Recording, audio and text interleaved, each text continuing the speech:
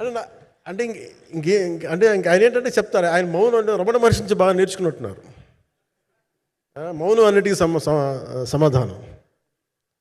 So నాకు మనస్ఫూర్తిగా ఈ స్టార్ కాస్టింగ్ ఒకటి అంటే నా చిత్ర పరిశ్రమ మీద ఎందుకు ఇంత గౌరవం అంటే మనందరం కులాల మీద, మతాల మీద, ప్రాంతాల మీద, భాషల మీద కొట్టుకుంటూ ఉంటాం. But any film industry take in this world, especially Indian film industry, దీనికి there is no caste discrimination, there is no region discrimination, there is no religion discrimination, nothing.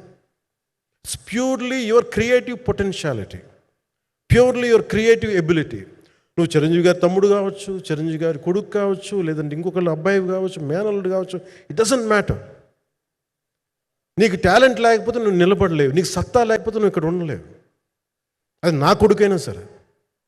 Pens నీకు ఎంత టెనాసిటీ ఉంది, ఎంత పర్సీవరెన్స్ ఉంది, ఎంత నిలబెట్టుకోగలవు, ఎంత నిలదొక్కుకోగలవు, ప్రతికూలతలు ఎంత బలంగా నిలబడగలవు. ఒక నిర్మాత సినిమా తీయడం అంటే ఒక యజ్ఞం చేయడం లాంటిది.